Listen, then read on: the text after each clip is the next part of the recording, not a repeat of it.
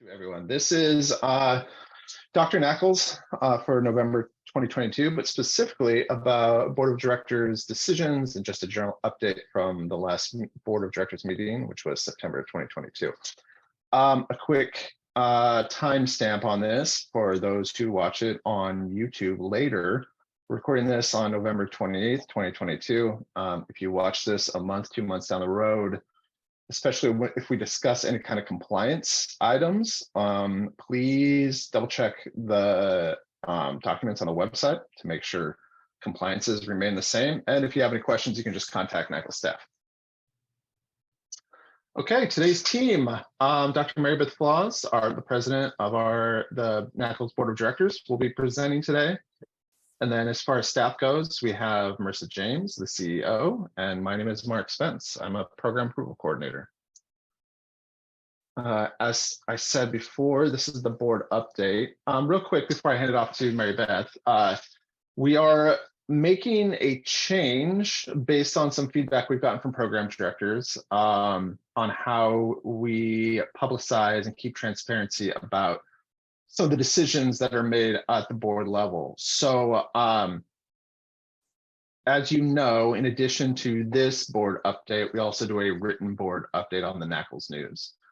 Included on that written update, and as well when this gets published later as a YouTube video, we'll have a link to a PDF document, which will have, as best as we can do, side-by-side comparisons between changes in compliance items and some smaller, I shouldn't say smaller, some policy decisions that may not have as wide-reaching impact that the board discussed, but wasn't necessarily included on this report. This report you're watching today is not comprehensive. These are kind of the bigger issues that apply to most people, but for something that a little bit more comprehensive, we did hear some kind of feedback about how we could self-improve on some items. So that PDF will be included probably multiple times on the NAACLS news within the next couple weeks. So with that, I will hand it off to Maribeth. Maribeth, just let me know when you want me to change slides. Okay, thanks, Mark. Thanks everybody for being here. And I greatly appreciate your interest in what the NAACLS Board of Directors does at each meeting. So this is content, as Mark said, from our September meeting. And the first thing is, one of the more exciting things is the Board of Directors granted Dr. Diane Kierlach CEO Emeritus status to recognize all of the hard work she put into NAACLS and leading NAACLS into the future, especially with the outcomes-based standards.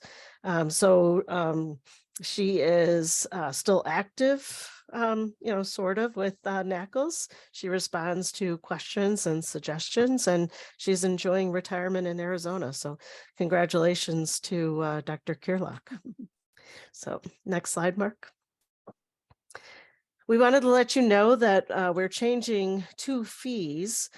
The serious applicant status fee is a fee programs who are just starting submit to NAACLS. This one is changing. So when they submit their initial self-study, they will pay a prorated annual accreditation fee.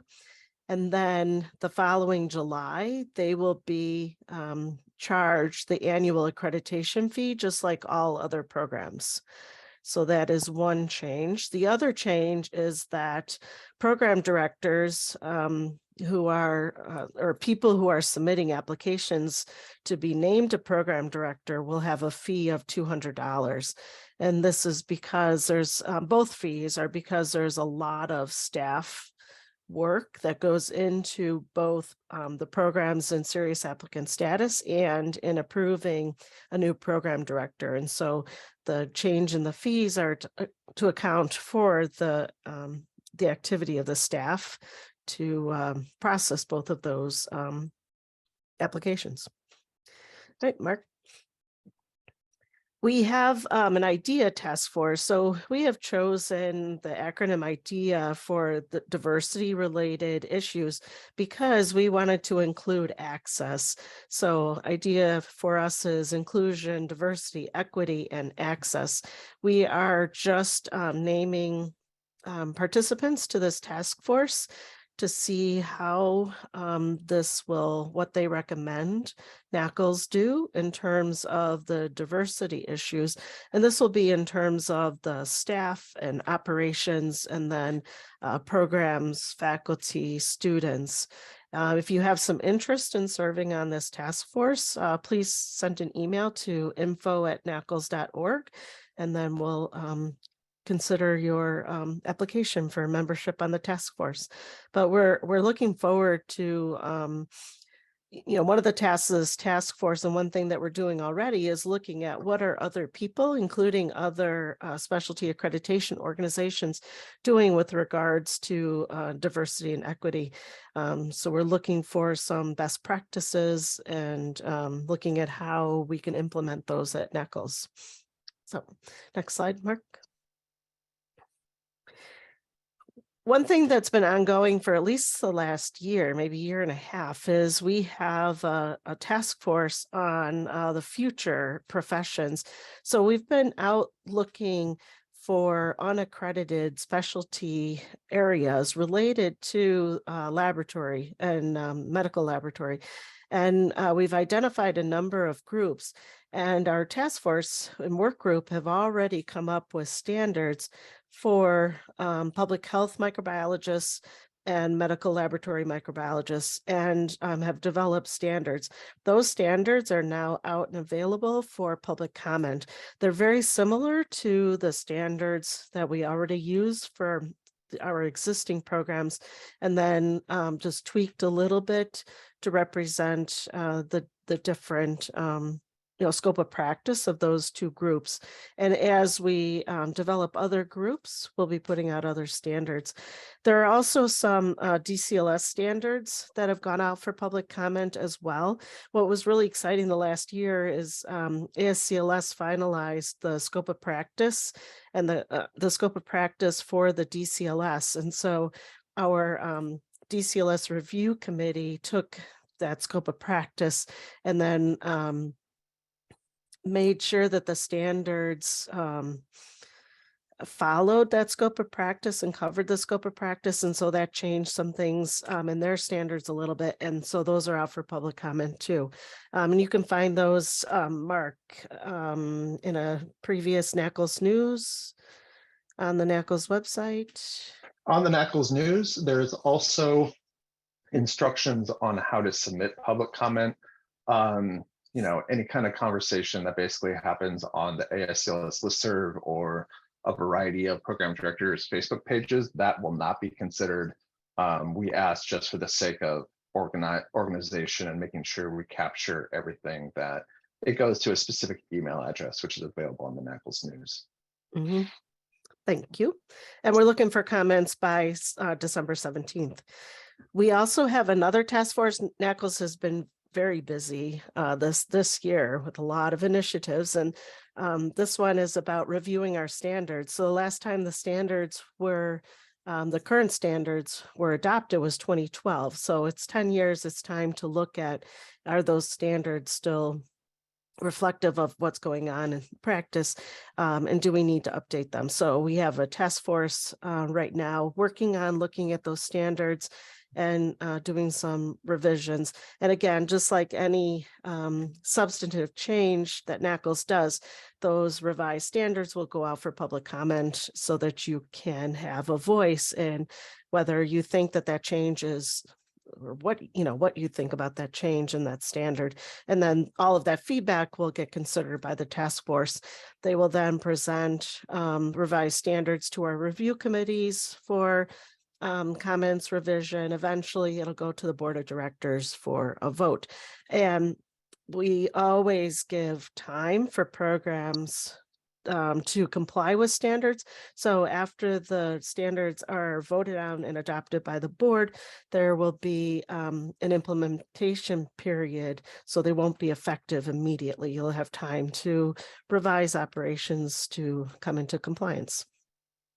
So next slide. So the one big change with compliance and outcomes is here. So by May 1st, now this may not look different. We've been having to post our outcomes on our webpage for a couple of years, but this is a little bit more specific because we were finding that programs weren't as transparent as we need them to be. And this is something that comes from our accreditor, the Council for Education, Council of Higher Education Accreditors wants to make sure that the education and the outcomes of a program are very transparent to a student as a consumer.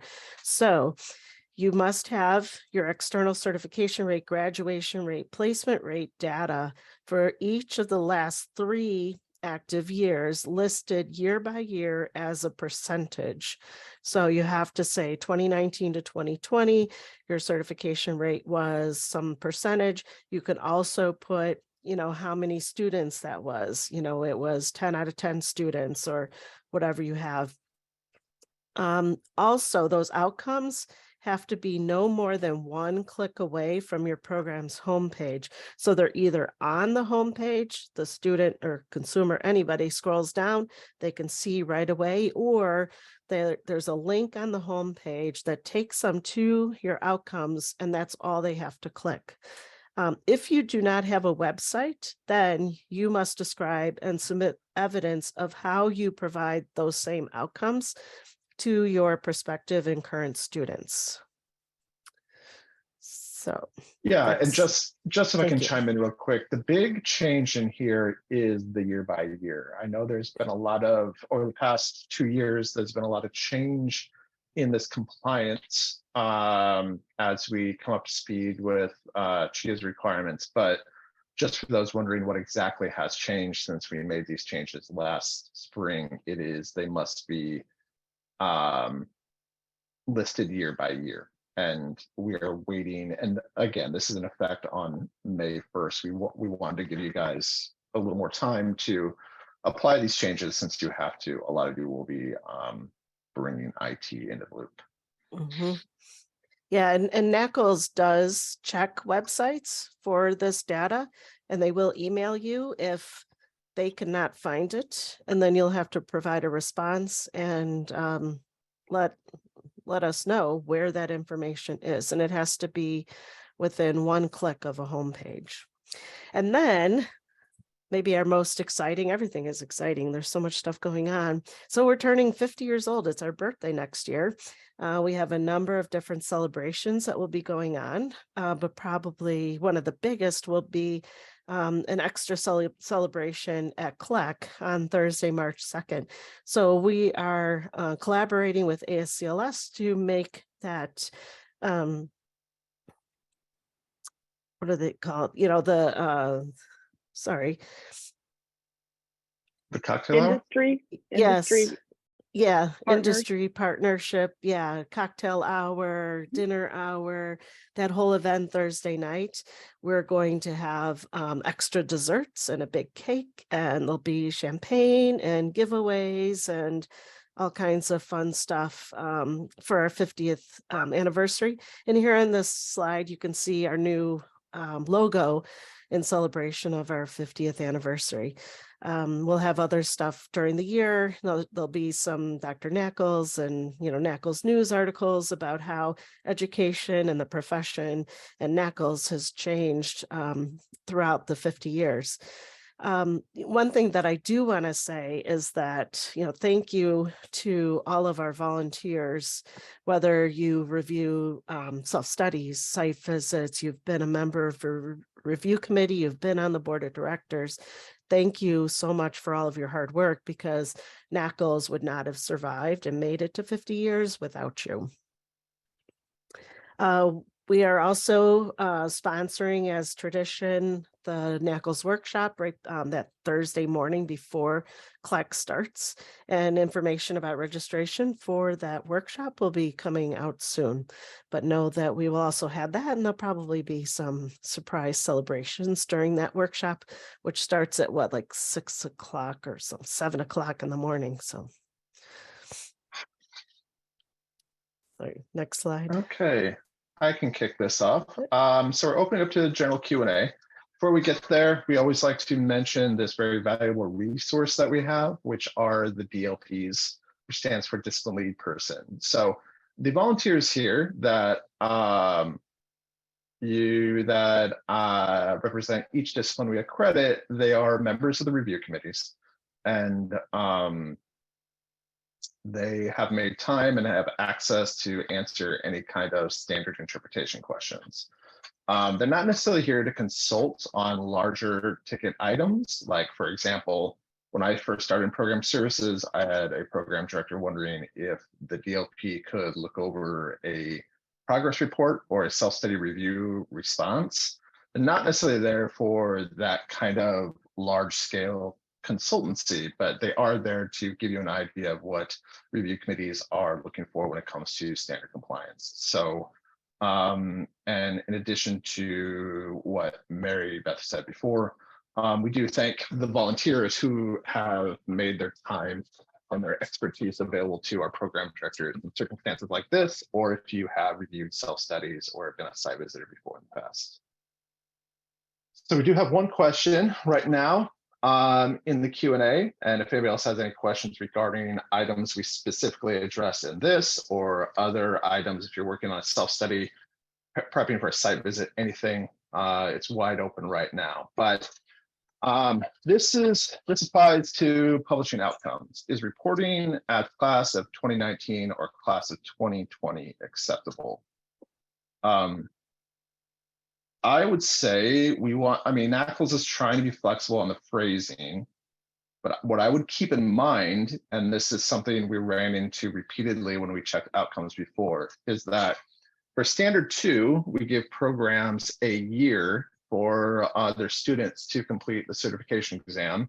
Could be multiple times before those numbers affect their benchmark outcomes. That is a compliance issue for standard 2. This is technically standard 3, so that year of time does not directly apply to this. So you don't specifically have to say 2019 to 2020, 2020 to 2021, that, for similar how the annual survey is formatted.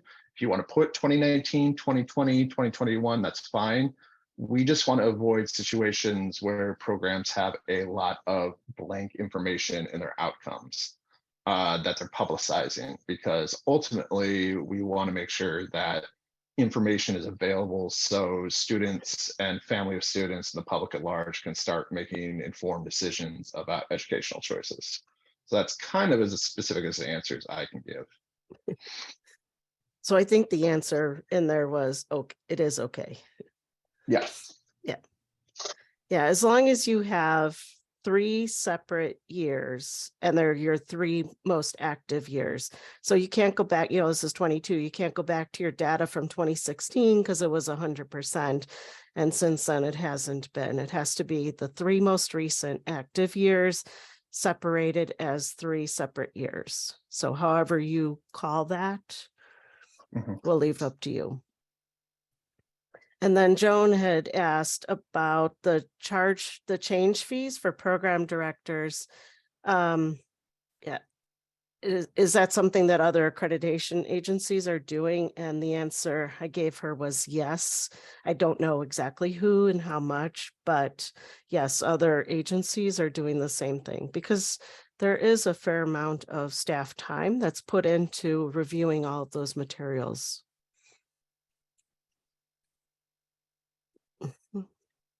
Any other questions? Yeah, and if you want, like Barbara said, if you want to give more data than we're asking for on your website, more outcomes, going back, 10 years or something, that's fine. Just as long as you have the last 3 years. Ooh, scholarship information. Yeah, that's a good question, Patricia. We don't have a specific spot on our website for that. But that's something we certainly can potentially post on our new LinkedIn page. If you didn't know we had a LinkedIn page, you can follow that. Don't know the specific address, but if you put NAACLS in, I'm sure we'll pop up. Yeah, so, there is actually a space mark. Oh, if you go to, there is. So the student page in the NAACLS, you're right. Yep. Down at the bottom, there are links for scholarships. Yeah. Thank you, Maribeth. So obviously I'm not on the program directors page very often. So yeah, go ahead, Patricia, if you want to email that to me, mspence@nacls.org, we can get that to the appropriate places. Mhm. And then Suzanne chimed in with the data for the program director. So Surge Tech accreditation agency charges $300 for program change paperwork. So we're only charging $200. So there have been a lot of program director changes lately. Sponsorship transfer policy. Yeah, Barbara, if you have specific questions about that, we can answer those this time. So, I mean, I can kind of give a general overview of the changes in that policy. This transfer sponsorship policy we had previously was drafted in 2012, and maybe even before that, it could have been largely the same as the standards previous to that. But the point is that with this so many hospitals being acquired and merging, it became overly complicated to program directors and staff to know, do we really need this paperwork, or is this just essentially a name change? So we wanted to go through and kind of refine that information so everybody's a little more clear about what information they have to provide and when, because we don't want you to provide information you don't need to, and we don't want our volunteer reviewers to review information that's unnecessary. So we really just try to clean that up and kind of bring it into modernize it a little bit.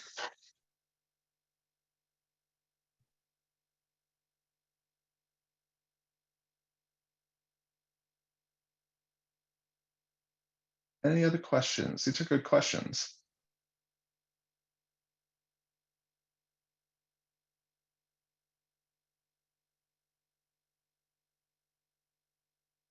Okay, seeing none, go ahead. Oh, we do have more. Will NAACLS ever have a Facebook page? I am not sure. We do have, I mean, running a social media for an organization is a skill and time that can take up a whole full-time position. So I think I don't want to speak for Marissa, but I think we're very careful about how much we expand to that. And what pages we choose to expand that to.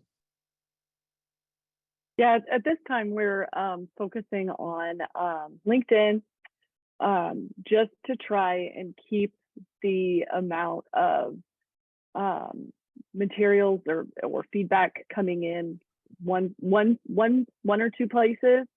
The more, like, sometimes when you get so many suggestions from all of these different areas, it's hard to keep track of where they came from and all of that. Not to say that we couldn't, not to say that we won't in the future, but right now we're going to kind of focus on the professional organization, the LinkedIn, more than Facebook. I do think some of NAACLS staff is on Facebook or is on the CLS educators listserv, and just kind of monitoring, and some of the volunteers usually kind of bring back some of that information as well to us. But generally speaking, we're gonna start with LinkedIn, and then if you've got anything you really want to talk to one of us about, just give us a call or email us. That way we can try and keep things a little bit more organized, streamlined.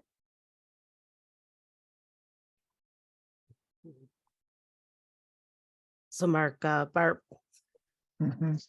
put a comment in there. Okay, so a pathway program at a local medical school will be integrating with our university. The committee wanted to know what is considered the evidence of sound financial support, and if the affiliation contracts written as they are in the current form are acceptable, with a note stating the name changes pending. I will likely be following up in an email. Yeah, Barbara, this may be easier for me to handle with an email or even a phone call, just because when I I mean, anybody who's talking to me on the phone, first of all, if I have to go into the standards, I always want the standards in front of me, and I'm in and out of the standards every day. So something like a policy that's a little more off the beaten path as transfer and sponsorship, I would want that in front of me, and I would really want a little more time with it to read it and think about it rather than go off the top of my head and kind of mislead anybody.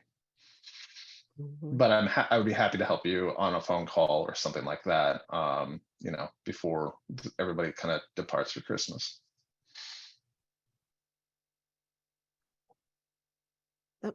No, it's okay. Yeah, it's a good question. And I'm sure, you know, transfers, especially for hospital-based programs, these transfer sponsorship questions will keep on coming up.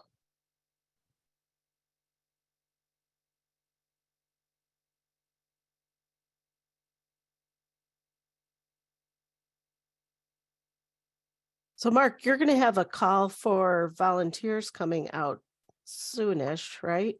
Yes, probably within a couple weeks. There are some background things that have to happen, and we're waiting for some dust to settle, but we will be announcing a call for review committee members probably the next couple of weeks.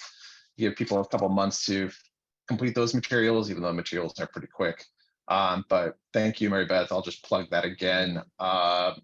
If you've done self-studies and site visits and you have interest in being on the review committees, which obviously gives you an even more in-depth look at other programs and what other programs are doing successfully. And it also gives you a very large voice in policy and standard changes. The board of directors takes what the review committees say is very, very seriously. So if that's of interest to you, keep an eye out on that on the NAACLS news. If you would like to do that down the road and don't think you have the review experience, you can always sign up to be a NAACLS reviewer on our volunteers page, either self-study reviewer or site visitor. And a final plea that if you think you'd be a good candidate and you have experience and you're waiting for somebody else to nominate you, just please nominate yourself. My experience with scientists is you are way too humble. And if you have a passion for it, and if you have the background, we encourage you to self-nominations. It's not looked down upon at all. And also, if you're at a four-year institution, the board of directors is going to have an opening for a four-year educator. So think about your non-MLS colleagues at your college university and encourage them to either nominate themselves to be a member of our board, or you nominate them to be a member of our board. But we will be looking for a non-MLS four-year educator. So, you know, your occupational therapy colleagues or speech language, medicine, nursing, anybody, someone you think, you know, would fit in well with our board of directors and brings a good education background. So we appreciate any nominations.